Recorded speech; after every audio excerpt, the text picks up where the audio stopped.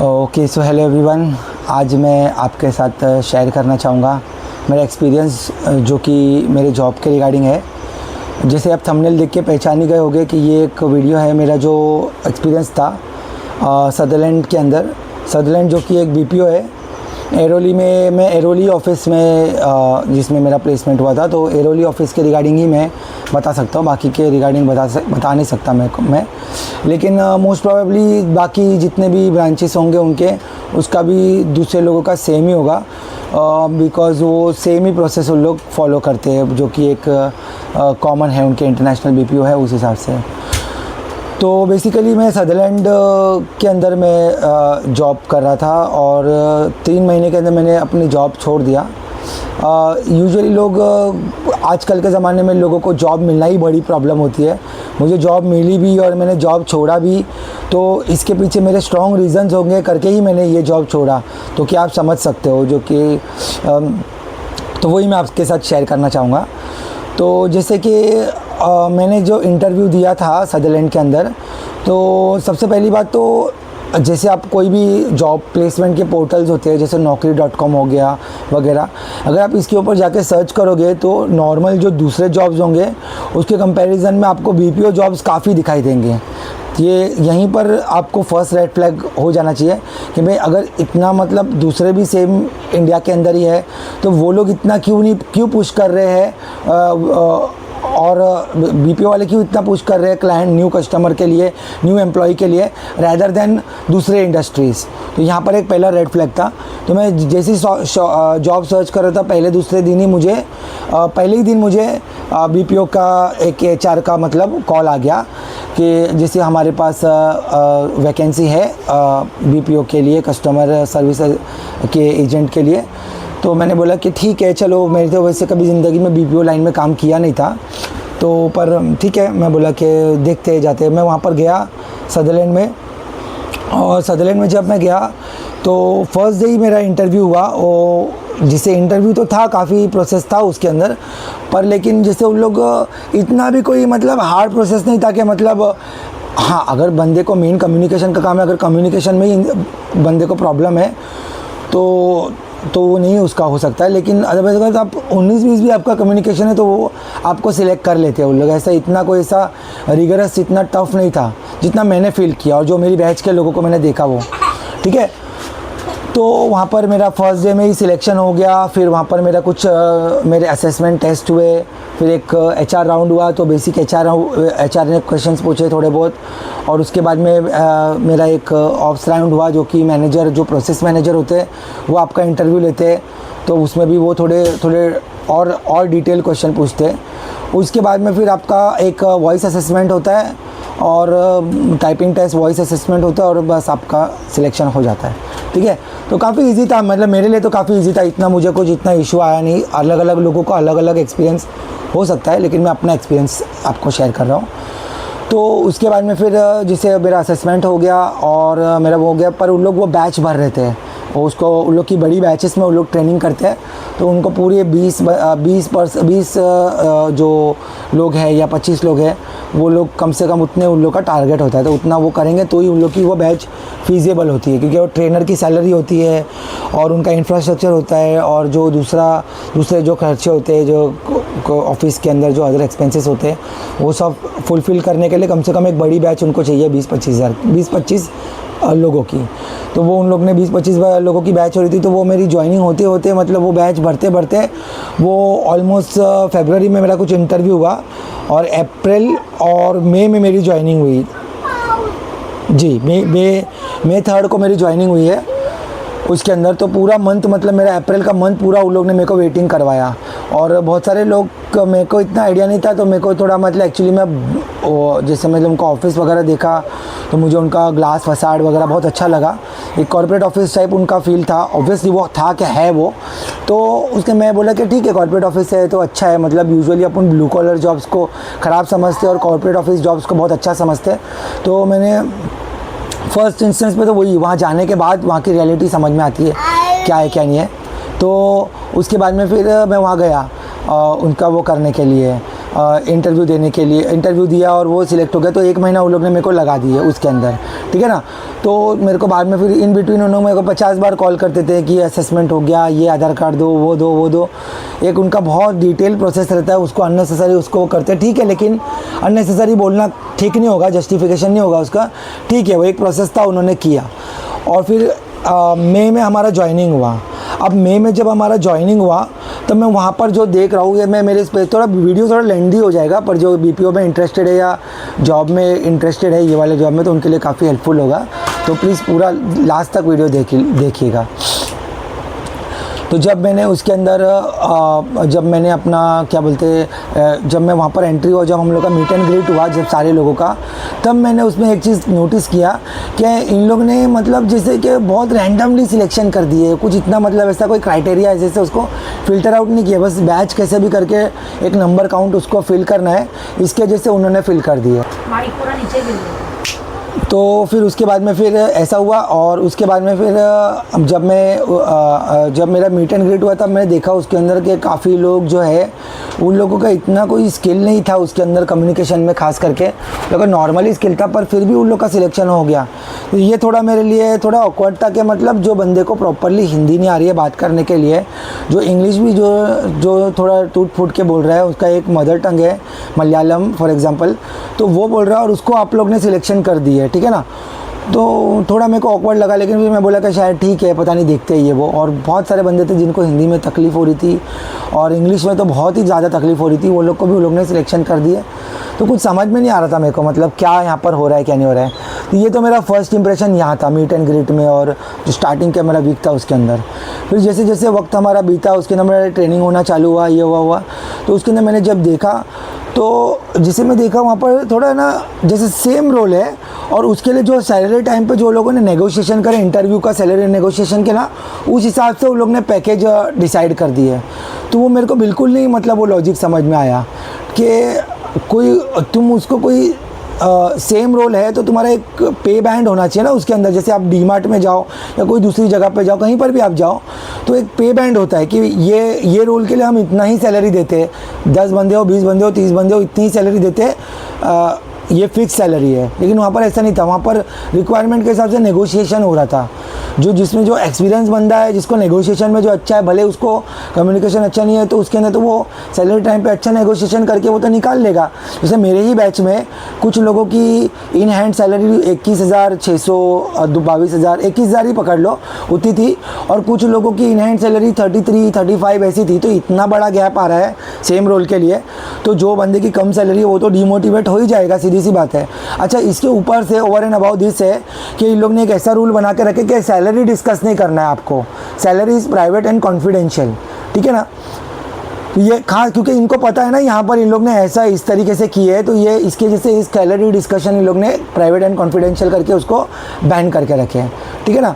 अब मैं वहाँ पर मैं देख रहा हूँ भाई, जो बंदे असेसमेंट में क्लियर नहीं कर पा रहे, जो बंदे हमारे कम्युनिकेशन असेसमेंट होता है और एक प्रोडक्ट का ट्रेनिंग होता है और प्रोडक्ट का सर्टिफिकेशन होता है। कम्युनिकेशन असेसमेंट बेसिकली आपकी कम्युनिकेशन जो स्किल्स होती है, आप कॉल के ऊपर कैसे बात करते हो वो जज की जाती है, और प्रोडक्ट ट्रेनिंग में, प्रोडक्ट सर्टिफिकेशन में आपको वो जो प्रोडक्ट है जो कंप्यूटर पे जो आप करोगे ऑन कॉल पे बात करते करते, तो वो जज किया जाता है।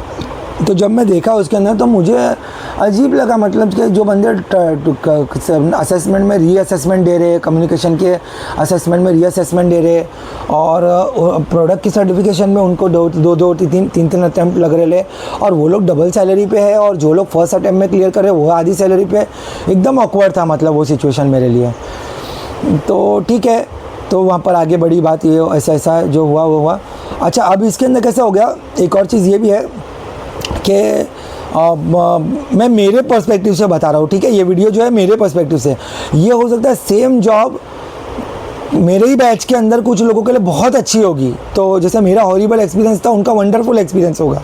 तो इस तरीके से इस पे नहीं जज करना कि मतलब कंपनी टोटली ख़राब है। आपकी सिचुएशन के हिसाब से आपका एक्सपीरियंस हॉरिबल या तो फिर वंडरफुल हो सकता है। ये मेरा जितना मेरा 3 महीने के एक्सपीरियंस में मैं ये आपको बता सकता हूँ, ठीक है ना। तो चलो मैंने सर्टिफिकेशन क्लियर किया बाद में उन लोग ने सर्टिफिकेशन राउंड में जो सर्टिफिकेशन राउंड है उसके अंदर 3-4 लोगों को उन लोग ने निकाल दिए, मतलब उसको बोले कि रिज़ाइन कर दो, और क्योंकि वो लोग क्लियर नहीं कर पाए, रिज़ाइन कर दो और निकाल दिए। ठीक है, वहाँ तक भी मैं समझ में आ गया।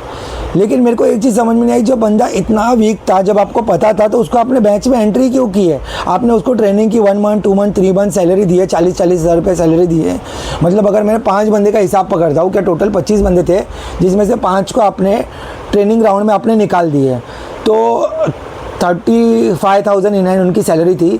तो 35 इंटू 5, ठीक है ना, ये 40 इंटू 5 पकड़ लो। ठीक है, तो 2 लाख रुपया हो गया, 2 लाख रुपया हो गया 5 बंदे का, 1 मंथ की सैलरी। तो 3 महीने आपने 2 लाख 4 लाख 6 लाख रुपये आपने अननेसेसरी, आपके एचआर ने इंटरव्यू गलत लेने की वजह से 6 लाख रुपये कंपनी का वेस्ट कर दिए सैलरीज़ के अंदर। ठीक है, उनका पैसा, उनकी मर्जी है, जो कुछ भी है, मेरे को उससे कोई प्रॉब्लम नहीं है। लेकिन जो इससे फैक्ट्स चेंज नहीं होंगे।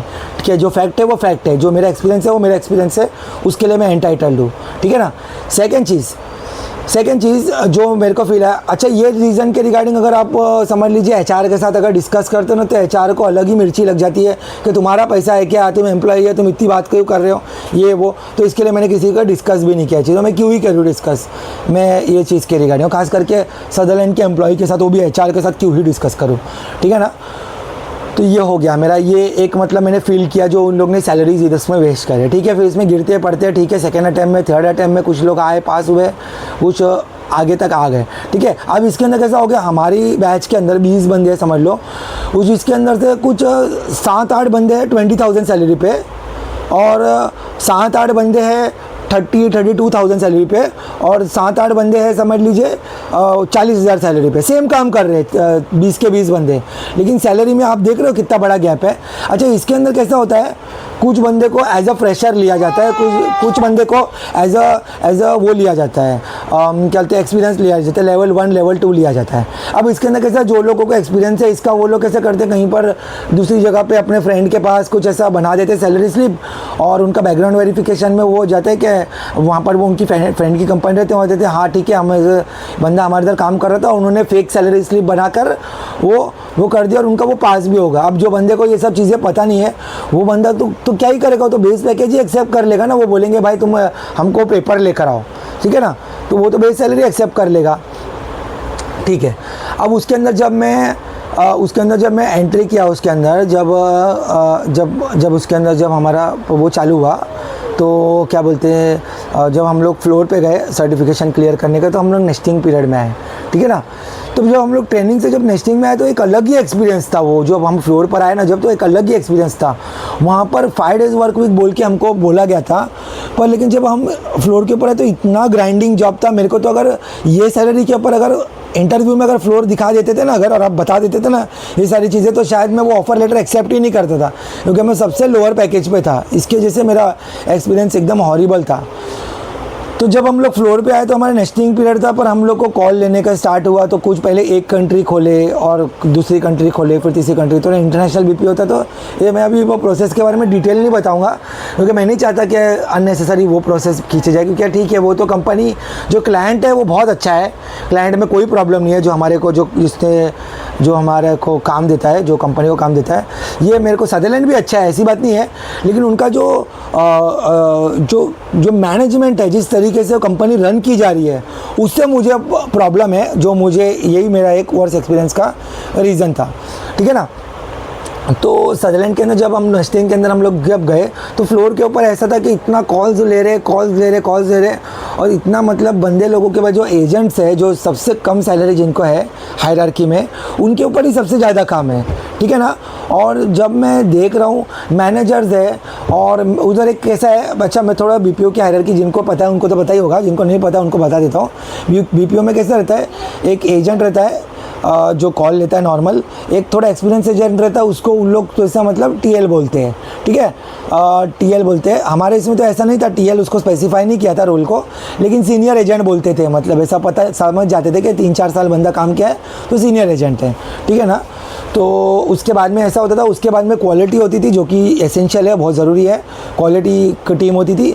और तुम्हारा हम उसके बाद में होती थी वर्कफोर्स मैनेजमेंट होती थी, जो कॉल्स कितने वेटिंग पर है उसका पूरा मैनेज करती थी, और उसके ऊपर मैनेजर्स होते थे, समझे कि नहीं, ये हायरार्की चलती थी। जो मैनेजर टीम के मैनेजर्स होते थे वो उसके ऊपर होते थे। उसके बाद में प्रोसेस मैनेजर होती थी, जो मैंने आपको स्टार्टिंग में बताया, जिसने इंटरव्यू ली थी, ऑपरेशंस राउंड का इंटरव्यू, एचआर के बाद में ऑपरेशन, तो प्रोसेस मैनेजर इंटरव्यू लेते हैं, ठीक है ना। तो वहाँ पर हम लोग गए, उसके अंदर जब हम लोग उसके अंदर फ्लोर पे गए, फ्लोर पे हमने काफ़ी उसके अंदर काम किया, थोड़ा सीखा समझा, और उसके बाद में फिर हम जब काम करना स्टार्ट किए तो हम देख रहे कि सुबह में जब हमारा लॉगिन होता है वहाँ से लेके तो शाम के लॉगआउट तक। अच्छा, अभी आप देखो, सैलरीज तो मैंने आपको बता ही दिया, जो बेसिक सैलरी हो तो मैंने बता ही दिया। अब आप मेरे को एक बार बताओ, इंडिया के अंदर जो दूसरे जॉब्स है सैलरी इसके ऐड पा रही है? कोई ऐसा नहीं कि आप ओवर एंड अबाउ सैलरी दे रहे हो, लेकिन अभी इनका अधेरेंस देखो, जो अधेरेंस है, शेड्यूल अधेरेंस रहता है इनका, कि मतलब आप शेड्यूल में आपने कितनी छुट्टी ली है, उसका इसके हिसाब से आपको सैलरी के मतलब परफॉर्मेंस आपका जज होता है। अच्छा, इनका एक असर तो लॉगिन अधेरेंस भी होता है। ये तो मेरे को अजीब ही लगा कि मैं अगर उधर आया हूँ, कंपनी में बराबर टाइम पे आया हूँ, 10 मिनट पहले आया हूँ, लेकिन मैंने आने के बाद आपका कंप्यूटर चल रहा है, ठीक है, मैं कंप्यूटर लॉगिन भी करे, पर आपका जो जिसमें कॉल लेते हैं जो सिस्टम है, वो सिस्टम में कुछ इश्यूज़ है। उसको अवाया बोलते थे हमारे इधर, दूसरे कंपनी में दूसरा बोलते होंगे, सदरलैंड की बात करें तो अवाया ऊपर चलता था।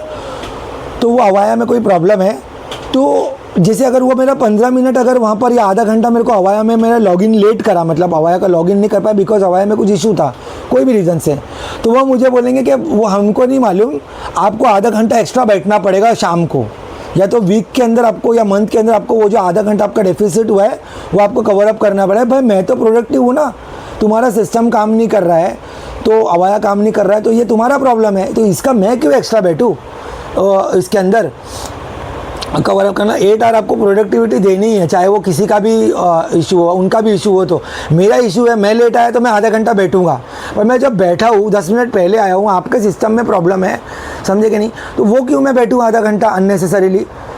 तो वैसा था। और अवाया अगर लॉगिन है आपका तो इशू नहीं है, उसके अंदर फिर आपका ऐसा है कि फिर आपका क्या बोलते हैं, आप वो कर सकते हो, आप बैठ सकते हो, मतलब फिर वो आप ऑक्स 6 उसमें डालोगे कि टेक्निकल इशू, और फिर वो लॉगिन में आपका काउंट हो जाएगा। वो भी चीज़ की रिपोर्ट सिर्फ मैनेजर के पास ही होती थी, उसमें भी ट्रांसपेरेंसी नहीं थी, पर मैं तो उतना लंबा टिका ही नहीं, तो मुझे उसके बारे में इतना ज़्यादा नॉलेज नहीं है, तो मैं जो बोले उनके वर्ड पर मैंने मान लिया कि हाँ भाई ठीक है, आधा घंटा डेफिसिट तो आधा घंटा डेफिसिट, ठीक है ना। यहाँ तक हो गई बात। अच्छा, अभी इसके अंदर कैसा होता था, जैसे कॉल फ्लो है, तो कुछ अभी मैं आपको स्ट्रेटेजी बताता हूँ।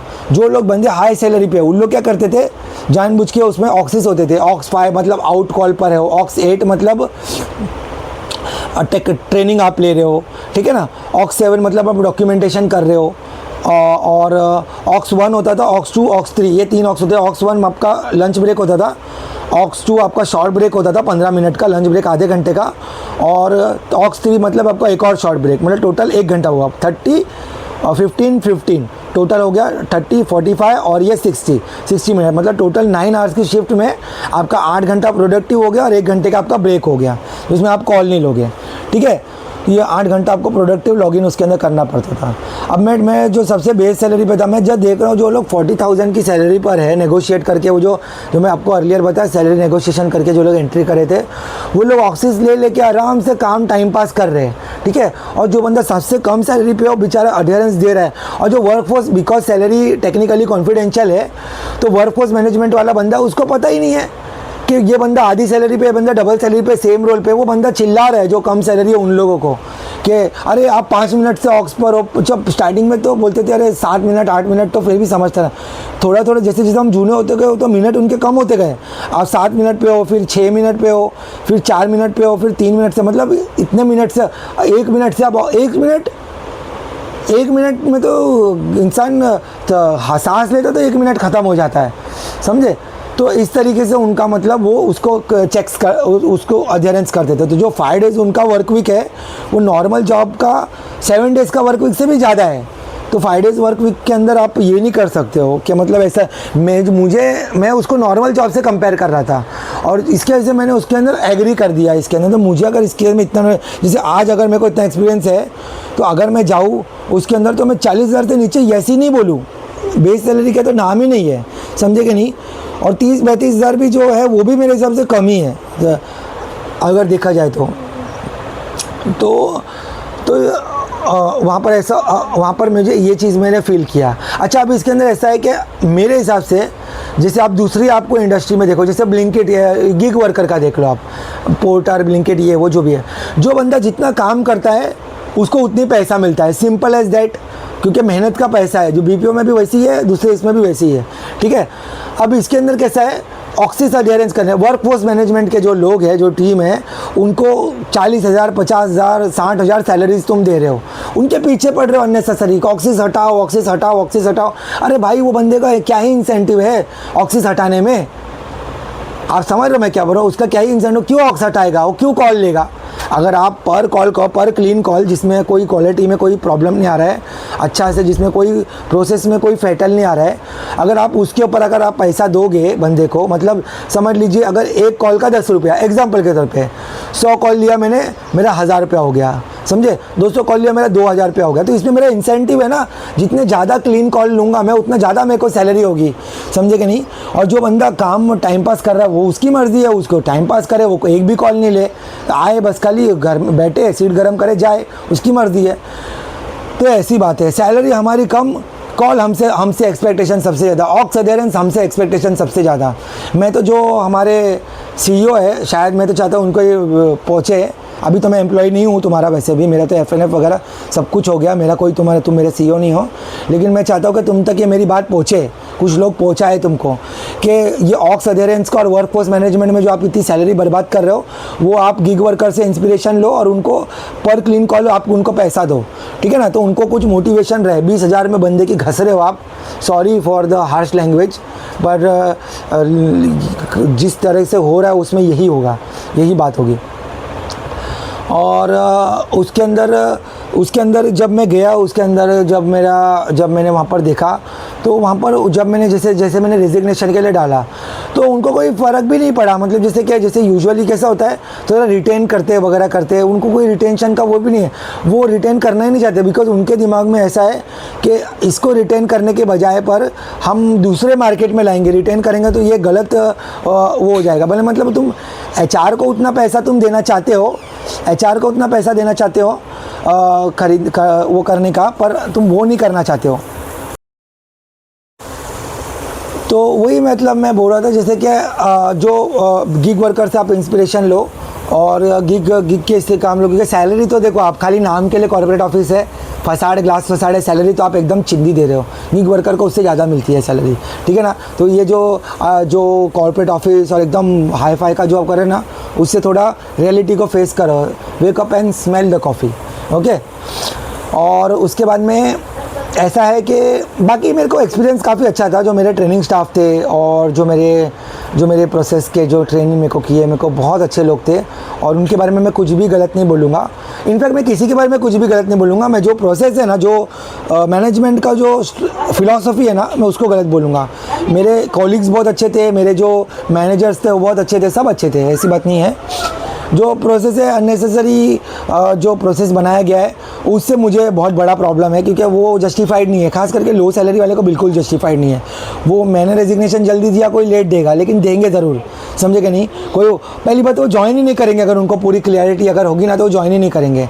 बाकी अगर किसी की बहुत ज़्यादा ज़रूरत है तो फिर वो तो मैं क्या ही बोलूँ उसके अंदर, फिर वो तो ठीक है, बेचार भी वो तो ठीक है, वो एक अलग स्टोरी है जॉब की, अब एक अलग स्टोरी है। पर लेकिन जो ठीक ठाक है वो तो उस टैलेंट को तो आप मिस कर दोगे, ठीक है ना? अब सेकेंड चीज़ ये है कि जितना मैं समझ पाया उसके अंदर कि और मैं इसके अंदर खाली ये नहीं कि खाली क्रिटिसाइज़ करके साइड में निकल जाऊँ, मैं इसके अंदर थोड़ा अपना कंस्ट्रक्टिव मेरा इनपुट भी दूंगा। जो मैंने एग्ज़िट इंटरव्यू में भी, मेरे को exit interview face to face तो मेरा हुआ नहीं, खाली एक मेरे को फॉर्म आया था ईमेल के ऊपर, उसमें कहा था, तो मैंने उसके अंदर डाल दिया जो मेरे को डालना था, यही जो मैं पर लेकिन यहाँ पर मैं बताना चाहूँगा ताकि मैं और लोगों तक जुड़ूँ ये चीज़ के अंदर। तो उसके अंदर मैं ये सजेस्ट करूँगा कि आप जो पर क्लीन कॉल्स आप वो करो, उसके अंदर आप पैसा दो, पर क्लीन कॉल्स आप डिफ़ाइन करो, और उसके अंदर और ये आप बोलोगे ना कोई कॉल ट्रिकी होती है, कोई कॉल वो होती है, तो वो लक की बात है, वो लक के ऊपर छोड़ दो। ट्रिकी कॉल अगर आपको आ गई तो कंपनी ने तो आपके साथ गलत नहीं करी ना, आपका लक खराब था, आपको ट्रिकी कॉल आ गई, इट्स ओके। कल किसी और का ट्रिक खराब होगा, कल उसको आ जाएगी, परसों किसी और का करेगा, तो इस हिसाब से सिस्टम जो है फेयर बन जाएगा ऑटोमेटिकली। लेकिन पर कॉल ही करना है इसके अंदर, gig as a gig worker से इंस्पिरेशन लेकर आपको पर कॉल ही इसके अंदर करना है आपको, पर क्लीन कॉल, ताकि लोग इंसेंटिवाइज हो कि क्लीन कॉल ले, नॉन फेटल कॉल ले, कॉल्स में रश नहीं करें। अच्छा, जो एफएक्स के जो एफएक्स ट्रेनिंग, जो कम्युनिकेशन के जो मार्कडाउन्स थे, मेरे को वो भी थोड़े हार्श लगे।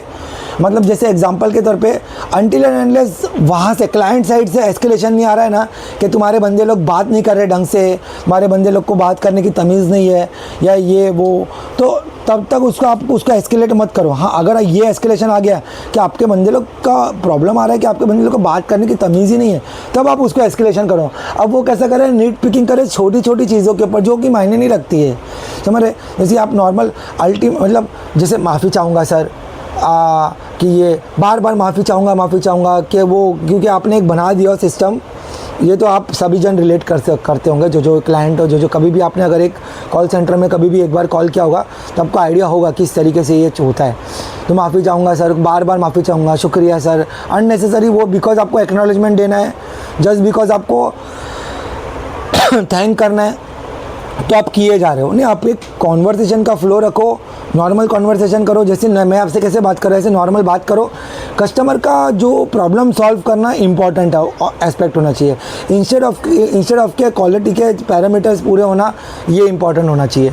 ये मेरा पर्सनल ओपिनियन है। तो एफएक्स के अंदर थोड़ा सा लो कर दो, एकदम ज़ीरो मत कर दो, और एकदम टाइट, अभी फ़िलहाल आपका एकदम टाइट है, और एकदम ज़ीरो भी नहीं करना, आपको मिडल पे कहीं पर आना है।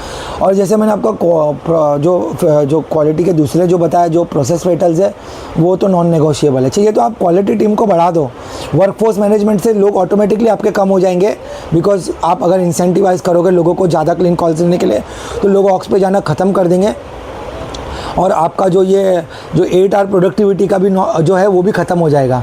बिकॉज उसमें क्लियर बात है कि भाई आपको इतने कॉल्स, जिसको जो बंदा 8 आवर का, तो सिस्टम ही मतलब वो मेरे को तो समझ में नहीं आता है कि ऑक्स पर डाल के बंदा 2 घंटा बैठा है, तो 8 आवर प्रोडक्टिविटी दिखा दिया, तो क्या ही उसमें हो गया। आपको कॉल्स इंपॉर्टेंट है ना, क्लीन कॉल्स, वो आपके लिए इंपॉर्टेंट है, तो वो क्लीन कॉल्स के ऊपर इंसेंटिवाइज़ करो लोगों को। और सैलरी जो लगोगे एक सेम लाइन में रखो, सैलरी सेम रोल के लिए रोल वाइज सैलरी रखो।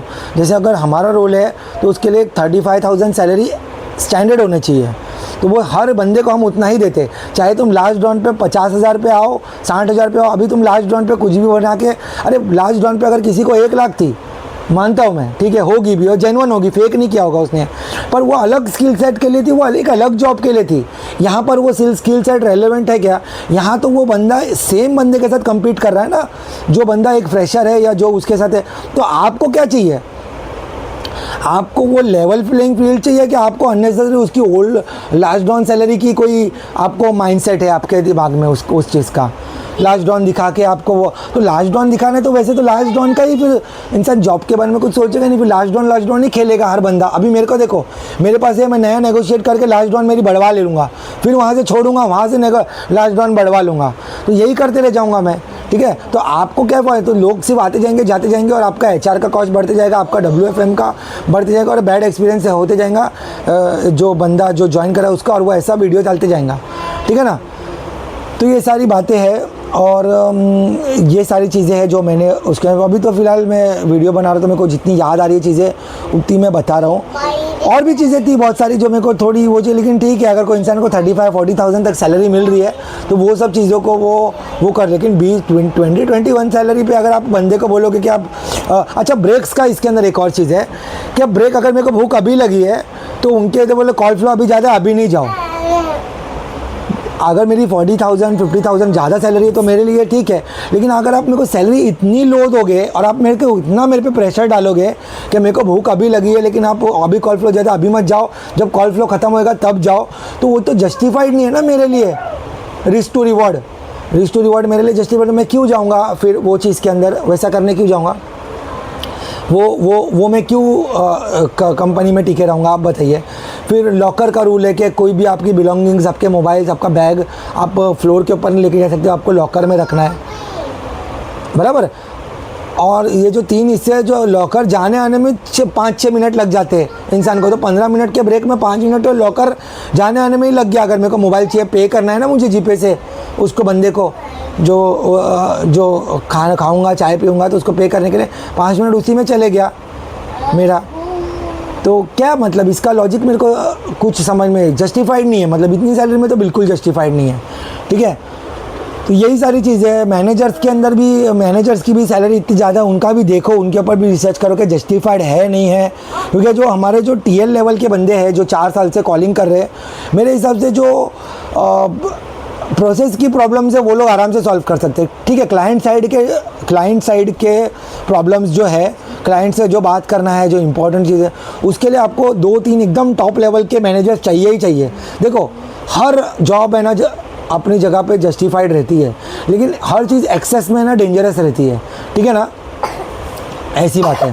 तो जैसे आपको WFM में भी ज़रूरत है, पर वो आप एक्सेस कर रहे हो बिकॉज आपका मॉडल अलग है। मैनेजर्स की भी ज़रूरत है, पर लेकिन वो भी आप एक्सेस कर रहे हो क्योंकि आपका मॉडल गलत है। और जहाँ पर आपको ज़रूरत है वहाँ पर आप नहीं कर रहे हो, वो सैलरी नहीं दे रहे हो ढंग से, और आप वो नहीं कर रहे हो, क्या मतलब उसके ऊपर दुनिया भर के अडेरेंस डाल रहे हो, सैलरी के लास्ट ड्रॉन के नेगोशिएशंस के ऊपर आप उसको सेट कर रहे हो, as per the role salary नहीं दे रहे हो। ये सब चीज़ों की वजह से ना, ये सब चीज़ों की वजह से काफ़ी प्रॉब्लम्स क्रिएट हो रही है, ठीक है ना। उसके अंदर एनवायरनमेंट, मतलब जो वाइब है ना, जो नेगेटिव वाइब आ रही है उसके अंदर एम्प्लॉयज़ के अंदर, तो ये चीज़ है। तो खैर देखो, अभी देखो, मैं जैसे स्टार्टिंग में वीडियो में बोला कि हर इंसान के लिए अलग अलग एक्सपीरियंस होता है, अलग अलग जॉब का। तो हो सकता है सेम मेरे ही बैच के अंदर कुछ लोगों के लिए एकदम वंडरफुल एक्सपीरियंस होगा। 40,000 सैलरी में 2-2 घंटे का ऑक्स 8 ऑक्स 5 में उन लोग इन्जॉय कर रहे हैं, 6 आवर्स की प्रोडक्टिव 5 डेज़ का वर्क वीक इन्जॉय कर रहे हैं, चल मार रहे हैं उन लोग, उनको क्या ही प्रॉब्लम है, समझे कि नहीं। लेकिन जैसे मेरे जैसा बंदा है जो और मैं ट्रैवलिंग भी दूर से करता था, तो मेरे को वो चीज़ का भी एक प्रॉब्लम था। तो चलो, वो तो मेरा पर्सनल प्रॉब्लम था, उसके लिए मैं कंपनी को नहीं ब्लेम करूँगा। लेकिन ये सब चीज़ के लिए तो है, जो है वो जो चीज़ मैंने फील किया, वो चीज़ मैंने आपके साथ शेयर किया। अच्छा, इसके रिगार्डिंग, सदरलैंड के रिगार्डिंग या टेली परफॉर्मेंस, जो भी BPO के रिगार्डिंग जो भी आपको कुछ इश्यूज़ है या जो भी आपके पर्सनल एक्सपीरियंसेस है, आप प्लीज़ कमेंट सेक्शन में वो चीज़ आप लिखिए। और मेरे वीडियो को आप जितना हो सके उतना लाइक कीजिए, जितना हो सके जो ये रिलेटेड बंदे हैं, जो लोग इससे रिलेट कर सकते हैं, या जिन लोगों को ये चीज़ वीडियो इन्फॉर्मेशन लगी या इसके ऊपर डिस्कस करना, वो दूसरे लोगों को प्लीज़ शेयर कीजिए, ताकि ये वीडियो की रीच ज़्यादा से ज़्यादा बने और लोगों को भी फ़ायदा हो इस मेरी इन्फॉर्मेशन से। और इस कमेंट सेक्शन को अपन एज अ फोरम यूज़ करेंगे, इसके रिगार्डिंग डिस्कस करेंगे। तो जो भी कमेंट आएंगे मैं सारे कमेंट का रिप्लाई करूँगा, तो प्लीज़ कमेंट कीजिए। और ठीक है, सदरलैंड के एम्प्लॉइज़, गुड लक आपको आगे के लिए, और होप आपके जो भी प्रॉब्लम्स हो सॉल्व हो, और टेली परफॉर्मेंस के और दूसरे भी जितने भी BPO के एम्प्लॉइज़ हैं वो सॉल्व हो। तो ठीक है, बाय बाय, मिलते हैं नेक्स्ट वीडियो में, बाय।